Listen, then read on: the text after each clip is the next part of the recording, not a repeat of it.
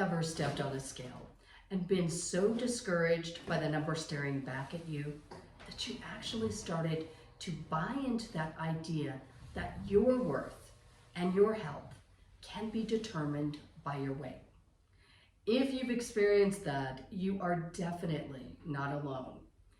For generations, that idea has been growing.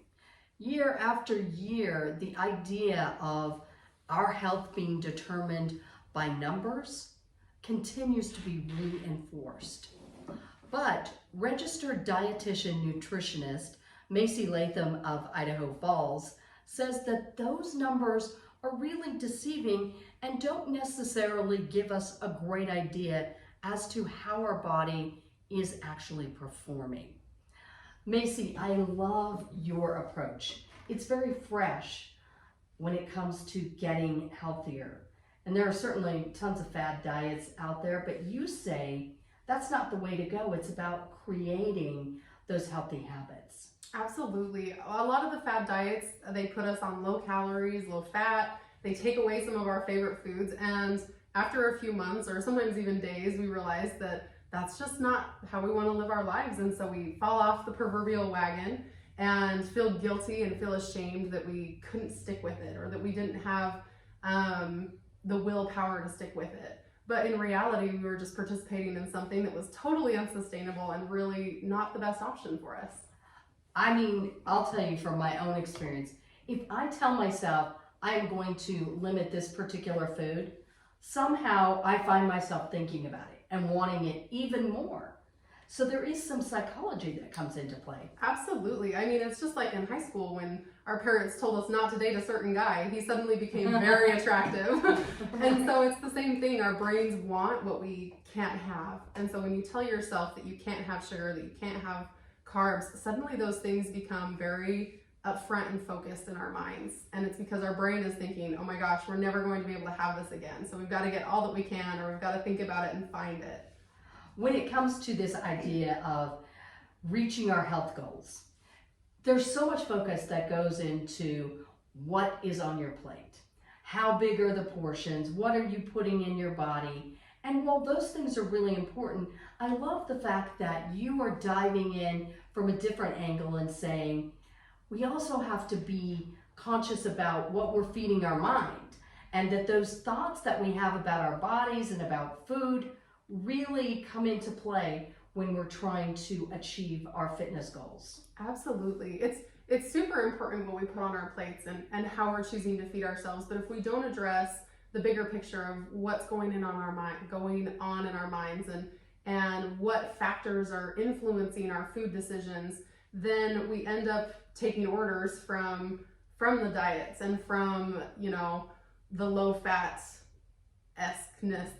that pervades in our society. We can't make real decisions on, okay, does this make my body feel good? Is this satisfying to me? Does it taste good? And we throw all that out the window in the name of, oh, is it healthy? Is it good? Is it bad? And we get so caught up in those things that we stop listening to our body, and we stop listening to our hunger and fullness cues. We stop listening to, do I actually feel good? Am I actually functioning well? That's so important, to tune into your own body. And as you and I were talking earlier, you were mentioning that there is a lot that goes into body respect. And if you don't respect your body, it would stand to reason that you're not going to maybe listen to those cues that your body is trying to give you. Absolutely. It's kind of a two-way communication. If your body doesn't trust you to feed it, then it's not going to communicate with you. And if you don't trust your body to function and do the things that you want it to, then you're not going to listen to it. And so we have to create this balance where we respect the decisions that our body is making and the things that our body is doing to protect us. And then we also learn to listen to what it's trying to tell us. And so that's a process, and it takes time, especially because for years, a lot of us have learned to not listen to these signals. And we're so used to criticizing our outward appearance. I mean, most of the time, if you run in with your girlfriends, you hear like, oh my gosh, like my pants are so tight, or all of these different things that are critiquing and criticizing how our body looks, when in reality, like, it might be doing that to protect you. That's a good point.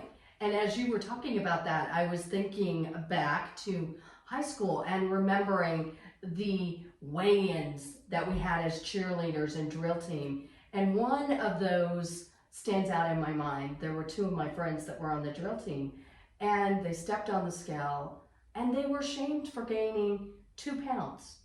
They looked fantastic. You couldn't even tell they'd gained 2 pounds, and yet they were literally benched.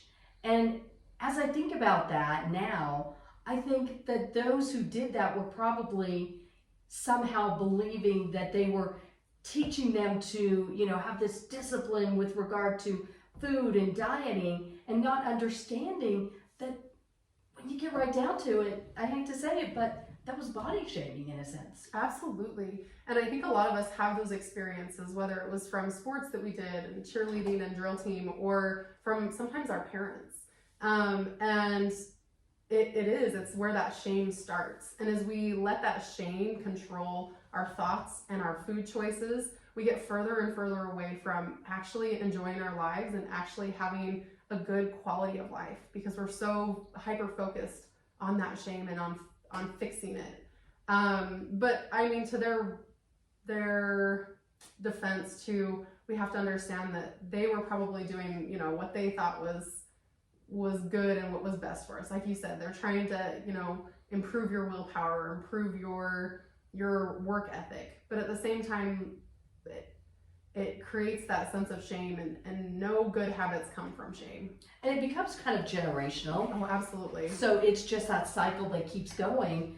And so in your line of work, you're in a position to kind of break some of those generational cycles and help people develop a more positive body image and relationship with food. And that has to be rewarding. Oh, absolutely. I work mainly with pregnant and postpartum women, and so it's cool to see how they learn to address those previous conceived notions of health and body image and body respect, and how, as moms, we learn that, we would do anything for our children. And so this is one of those steps that it benefits you and your children, because you're not going to pass on some of those misconceptions about health and body. You're passing on to them this listening to your body, respecting your body. And we grew that body for them, and so of course we want them to respect that gift that we gave them, right? Definitely. And pregnancy is such a miracle in and of itself. And when you stop and think about it, that's a success, growing a baby. But I think pregnant women have a tendency to measure themselves against the other pregnant women in their life, be it, well, when my sister was pregnant, or my friend is pregnant, or my neighbor. And it's that idea of trying to keep up. How do you help people get around that need to compare? Absolutely. And I feel like it's so prevalent with social media, especially. Oh, definitely.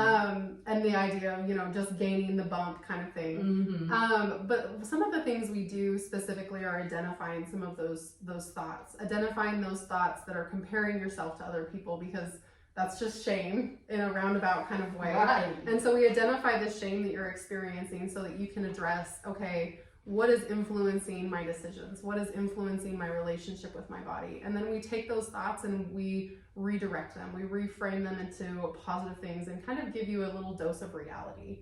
Because in reality, that woman that you're looking at on Instagram probably photoshopped that picture, probably used some filters and picked the perfect angle to make her bump look perfect. And so we have to take those things into account. And even if we don't, comparing ourselves to people in real life isn't it's like measuring apples to oranges. We're all different, and our bodies are going to handle pregnancy and postpartum completely differently. Right. And I think that's why focusing on a particular ideal weight or size can be so damaging. And I think it's so empowering that you are helping us to understand that just because the scale has society's correct number doesn't mean that your body is performing the way it should. So you can be a size 4, but you may not be healthy. Absolutely. I even have one client that her doctor told her she needed to lose weight to improve her fertility, but she wasn't eating enough to have a period. And so you look at that advice and realize that, okay, like he had good intentions. He had good intentions of helping her have better fertility, but at the same time, she was already not eating enough. And so it affected her menstrual cycles, and she wasn't able to get pregnant because of that. That's so interesting, because for so long, we really as a society have identified health and associated it with your weight and what size you wear and all of those things. And so I love that you're kind of shaking things up, flipping the script a little bit and helping us to understand that no, real success is, do you have the energy to be present in your life? Yeah, and a lot of that goes with the mental energy. Because Right. these diets that we put ourselves on, they take a lot of time and they take a lot of mental energy. And that's mental energy that you'd much rather be spending with your children. You'd much rather be spending with your significant other, your friends and family. And so I love helping women break free from the mental weight that is the stress of being a certain size and the stress of eating a certain way, and focusing more on how is my quality of life? Do I feel good? Am I able to do the things that I want to do with my friends and family, and am I living a good life? Right, because you can be the perfect size, but if you don't have the energy to chase after your kids in the park and keep up with them or go out with friends and family, then what's it all for? Yeah, exactly. And it is a cycle, because we get more tired, and so we try something different to give us more energy, and yeah, it's so rewarding to see women break free from that and to regain their purpose in life. And your purpose in life isn't to count calories and watch the scale. Even as a dietitian, I think about food very little. And that's how I want my clients to feel too. Food shouldn't consume your life. It should be a complement to your life. That is powerful right there, because I think we do get into this mode where we are really focused on food, and I love the idea of allowing it to just complement you and everything that you're doing in your life. With regard to pregnancy, I can imagine that you're also dealing with postpartum, and social media plays into that as well. People hoping to bounce back as quick as someone else. How do you help with the postpartum? I think it goes back to those reframing those thoughts, because our brains are so dramatic. I mean, we all know, like, when you think a thought, it just spirals into this never-ending pit of despair.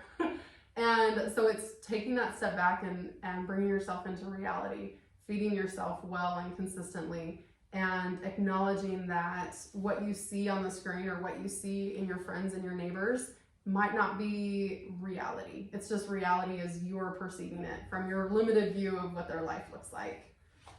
And I think, I was talking to my mom recently, and she was just talking about how we have over the years expected women to bounce back a lot quicker from pregnancy. And she was telling me some stories about, my grandma, and how when they gave birth, it was like, you literally need to keep flat and take care of yourself. And now we're kind of hurrying women along, and I've got to believe that not only physically but emotionally, that has got to be really taking a toll. Absolutely, because to be able to bounce back, you have to cut out different foods and nutrients and calories, and your brain doesn't like that. Your brain likes to be fed and well taken care of, and compounding that on all of the nutrients you lost or gave to your baby during pregnancy and breastfeeding, and it just perpetuates this deficiency of nutrients, of calories, of energy. And yeah, I firmly believe that it's affecting women's mental health across the board.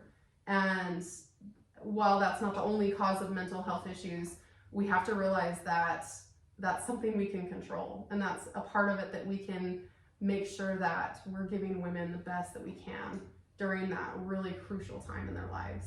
Absolutely. It's about creating that supportive tribe and really feeding their bodies what their body needs to be able to heal, because it takes a little bit of time to get back to where you were. Absolutely. And sometimes you won't get back to where you were. And so it's acknowledging that where you are now might be even better than where you were before. I love that, accepting the different seasons of life and, you know, being excited about each chapter. Yeah, absolutely.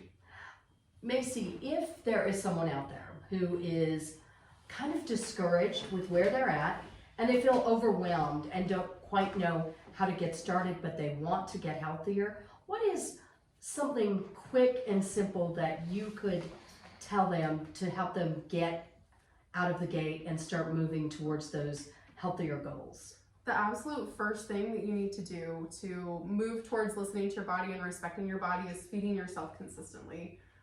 It kind of amazed me, especially with how much we focus on, oh, we're all overeating, at how little my clients were eating. Eating consistently throughout the day is the number one thing you have to do to build that respect with your body and take good care of your body. I love that. That's so simple but powerful, because I think when you do start stopping and thinking about it, we aren't eating as much as what we might think. Yeah, absolutely. And maybe it's eating those foods that your body really needs. Yep. If there's somebody that would like to work and get some more individualized work in with you, how can they contact you, Macey? I'm very active on Instagram. I have lots of free content there. You can find me at macey.leatham_RDN. And that's where I do most of my interactions with my clients and with the public. So you can message me there. I offer one-on-one coaching as well as I have a group program. Fantastic. Thanks so much for taking time. Yeah, thank you.